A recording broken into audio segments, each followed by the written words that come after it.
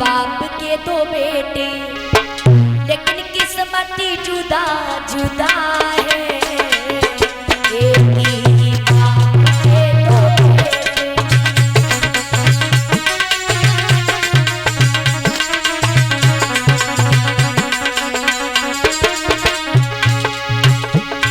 एक ही बाप के दो बेटे, लेकिन किस्मत जुदा जुदा है।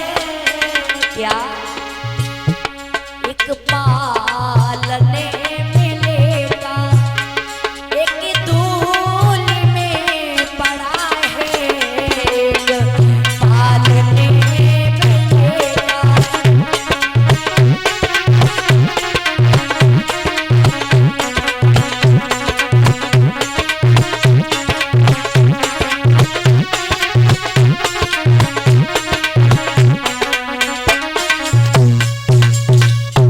एक ही बाप के दो बेटे, लेकिन किस्मत जुदा जुदा है। एक पालने में लेटा तो एक धूल में पड़ा है। एक के लिए दासियां 56 प्रकार का भोजन बनाती हैं, एक दुखिया अपने आंसू पिला पिला करके बड़ा कर रही है बच्चे को। एक दिन दोनों बालक बाहर खेलने गए। परीक्षित जी उत्तम ने ध्रुव को देखा, और जब उत्तम ने ध्रुव को देखा, उत्तम बोले भैया तुम कहाँ रहते हो? ध्रुव बोले वो जो झोपड़ी दिखाई रही है ऊपर वहीं रहता हूँ। ध्रुव बोले तुम? बोले हम तो जाई महल में रहते हैं। तो ध्रुव कहने लगे तुम इसी में रहते हो? हाँ। तो उत्तम कहने लगे भैया चलो आज अपने तुम्हें पापा से मिलाऊं, चलेंगे? पिता से चलोगे मिलने? अच्छा मेरी अम्मा मरे में। ध्रुव कान लगे काय भैया इता कौन से पेड़े में लगा तो है। अब ध्रुव जानते ना कि बाप होती है, पेड़े में थोड़ा लोगों का वो। ध्रुव सिर्फ ये जानते हैं कि सिर्फ माँ होती है, बाप नहीं होता है। बोले काय जो कौन सी चीज होते है? पिता कोई खाने वाली चीज होती है? पागल होगा तेरे पिता? नहीं। बोले नहीं। आज उत्तम ने ध्रुव की कलाई को पकड़ा, कचहरी में बुला गए। राजा ने दोनों बालकों को साथ में देखा, बड़े खुश हुए। उत्तान पास सोचने लगे छोटी रानी के तो बेटा को रोज ही खिलाते हैं, चलो आज बड़ी रानी के लाला को खिलाएं। गोद में बैठा लिया, लेकिन कुछ लोग परीक्षित जी ऐसे होते हैं जिन्हें दूसरों की खुशी बर्दाश्त नहीं होती, देखी नहीं जाती। ऐसा एक चुगला बैठा रहे कि अरे का चुगला फोड़ने जाई,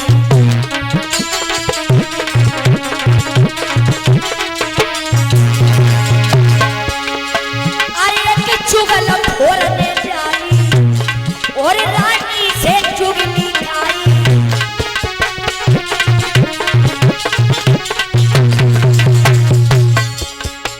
ऐसा लेकिन लिखा गया परीक्षित जी, अरे ताल बिगाड़े चल कुंडिन ने चुगल नदी ने देश बिगाड़ा। अरे अगले माय लकीरे चुगली में सब घर हुई गए बंटा ढाल।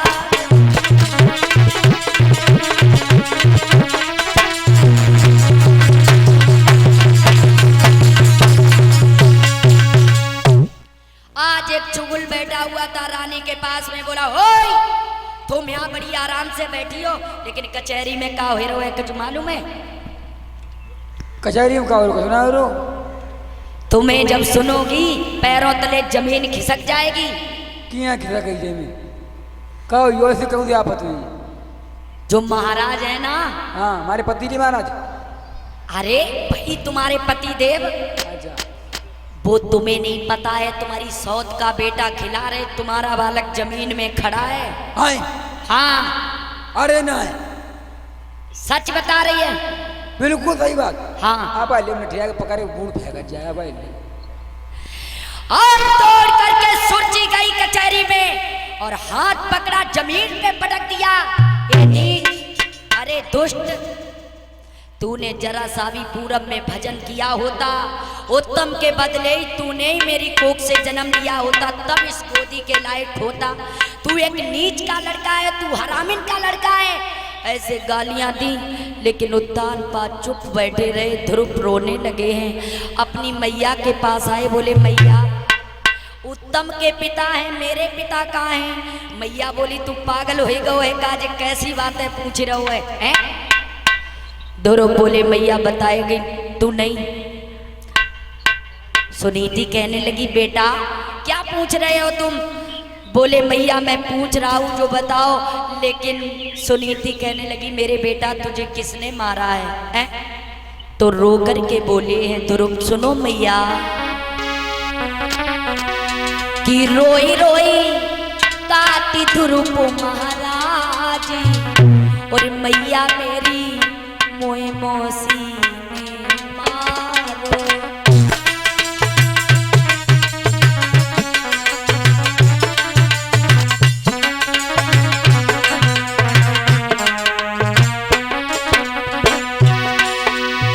ध्रुव बोले हैं मैया तुझे नहीं मालूम है मुझे किसने मारा है?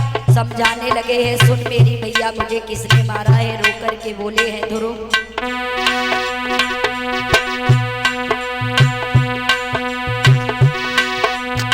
रोई रोई आत ध्रुव महाराज, भैया मेरी कोई मौसी।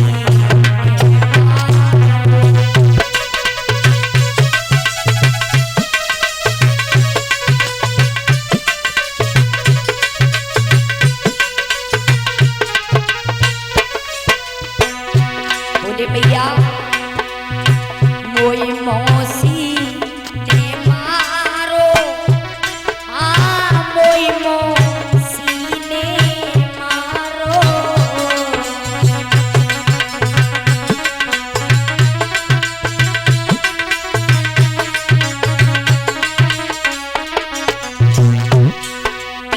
रोई रोई कात ध्रुव महाराज, मैया मेरी कोई मौसी ने मारो।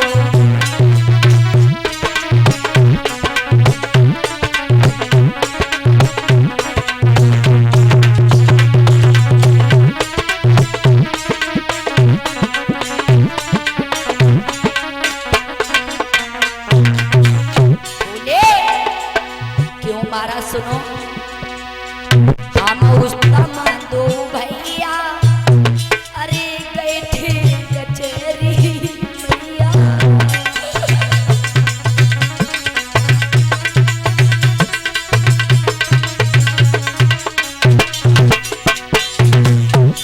कि मौसी दयो धकेला मारी, मैया मेरी मोई मौसी ने मारो।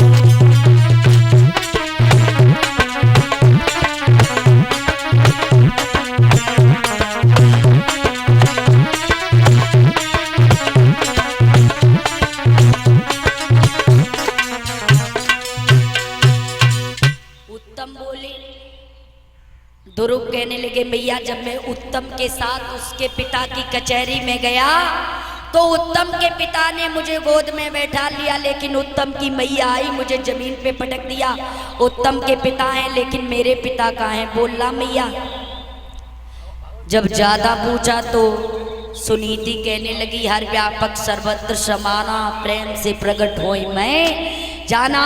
तेरे पिता तो कड़कड़ में वास करते हैं, बिन पग चले सुने बिन काना, कर बिन करम करे विधि नाना। तेरे पिता को जहाँ बुलाओ वहां दौड़े दौड़े चले आते हैं।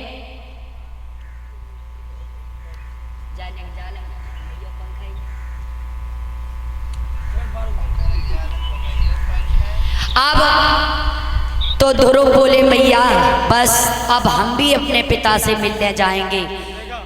आज पैरों को छुआ है तो ऐसा ही नहीं है बताया गया।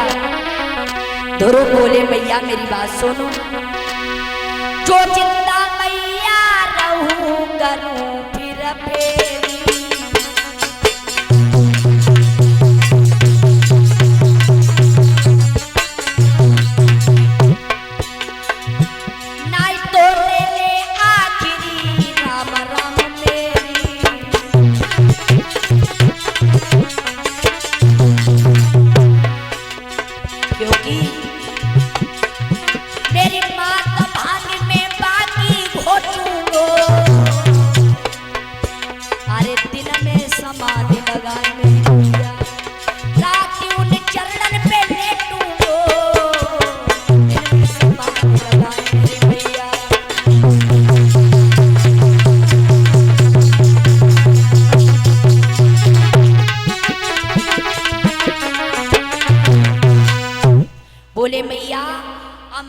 के लिए जा रहा हूँ, अगर जिंदा रहूंगा तो फिर लौट करके नहीं है, लौट के आऊंगा, अगर जिंदा नहीं रहा तो नहीं आऊंगा। मैया चढ़ो को छुआ चल दिए, मैया रोने लगी है, बेटा ठहर जा। इधर जब उत्तानपाद को पता चला कि ध्रुव जंगल के लिए जा रहे हैं, उन्होंने कहा जाओ उससे कह दो दाल रोटी मिलने लगेगी, जंगल के लिए मत जाए। जब इतना कहा है तो उसी समय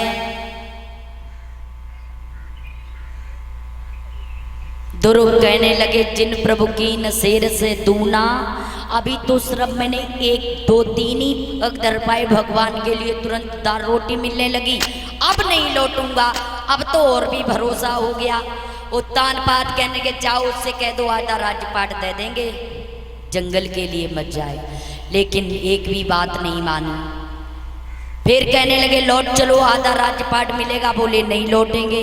राजा कहने लगे उससे कह दो सारा राजपाट उसके नाम कर देंगे, लेकिन जंगल के लिए मत जाए।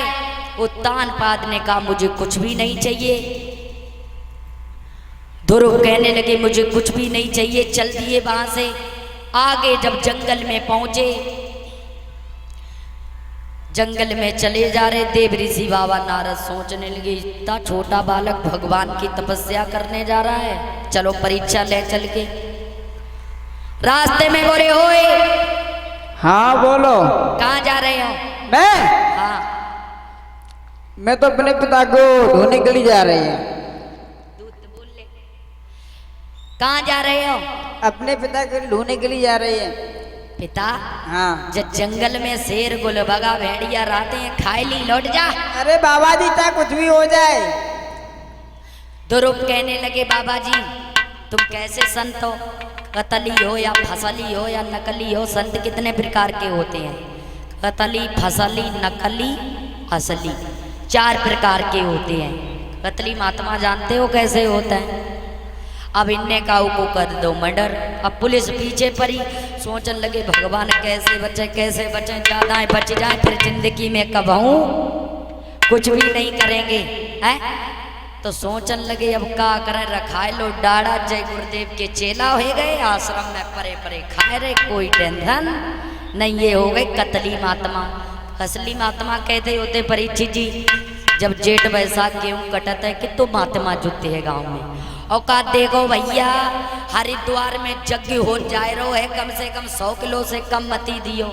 और जैसे ही गांव से बाहर निकले कसगंजा की तरफ, थोड़े बेच दे, क्वार्टर को डोल बनाओ, चल दे जय सिया राम जय सिया राम, जे कह दे भाई फसली। अब ढोंगी महात्मा कैसे होते? नकली। घर में बहुअन की हुई गई शादी, लड़का जितने थे सबकी शादी हुई गई, बहुएं घर में आ गई, अब दरवाजे पे बैठे बेचारे खुल खुल कत है। अंदर से बहुएं बोली ओए खेत न मर जाए कि पूरे दिन बतासे जे थूक थूक जाती रहती है, कौन बटरे जाओ खेतन पे मरो जाकर। अगर शाम के इधर आएंगे तो जन रोटी ना दी है।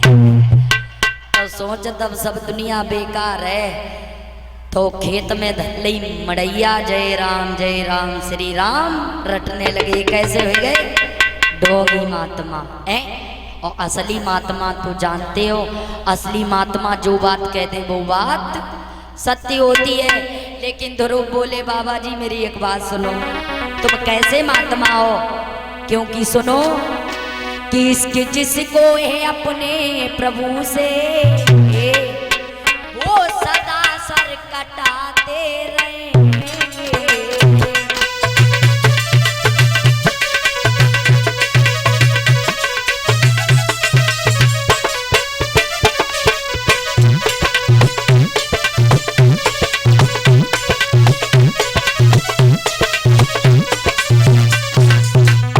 बोले इसके जिसको है अपने प्रभु से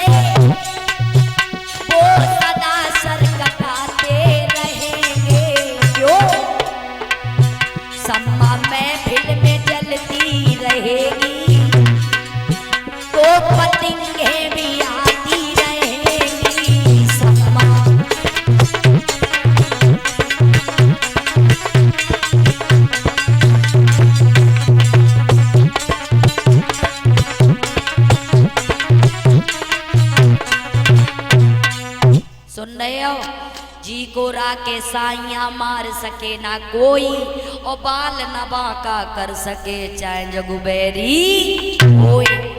सुन रहे हो, इश्क जिसको है अपने प्रभु से वो सदा सर कटाते रहेंगे। सम्मा महफिल में जलती रहेगी तो पतंगे भी आती रहेंगी। इसलिए नारद जी बोले मेरी एक बात सुनो, हम तो तुम्हारी परीक्षा ले रहे थे। बोले तुमने कोई गुरु किया? दोनों पुकार लगे जो गुरु कौन सी खाने वाली चीज होती है, जायकादार है।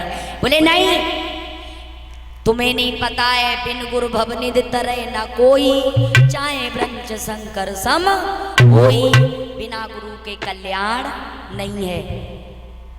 तो ध्रुव कान लगे अब गुरु बनाए, फिर तपस्या करने जाए तो बोले अब कहाँ ढूंढे गुरु, तुम ही गुरु बन जाओ। बोले हम? बोले हाँ।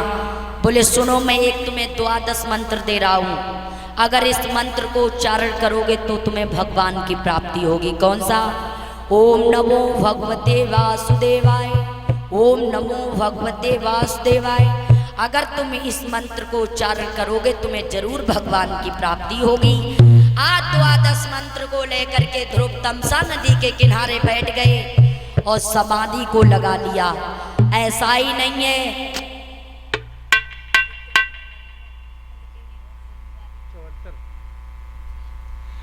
आज तमसा नदी के किनारे जब बैठ गए